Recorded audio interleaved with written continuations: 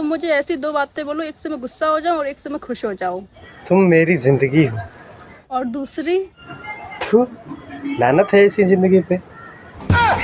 एकदम इन्होंने वक्त बदल दिया, जज्बात बदल। सुनो, एक बुलेट लेनी है।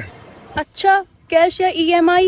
दहेज में। एकदम इन्होंने वक्त पापा से बात करो।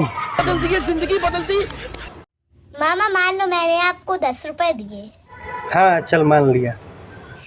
नानी, मेरे मामा ने पैसे ले लिए।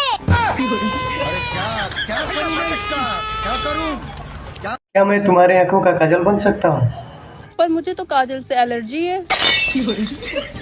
साला ये दुख का खत्म नहीं होता बे। अच्छा ये बताओ, इस बार कौन सी पार्टी को सपोर्ट कर रही हो? राहुल गांधी को या नरेंद्र मोदी को? मैं किसी पार्टी को सपोर्ट नहीं करती हूँ। मेरे हिसाब से देश में एक ही पार्टी होनी चाहिए। कौन सी? डे पार्टी, क्योंकि वो हमारा हक है।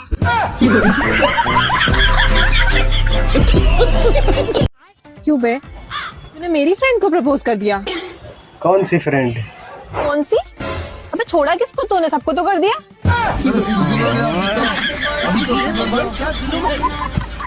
अच्छा तो चलता हूँ बेबी, रात को वीडियो कॉल करूँगा। पर क्या फायदा बेबी, रात में तुम दिखोगे तो हो नहीं।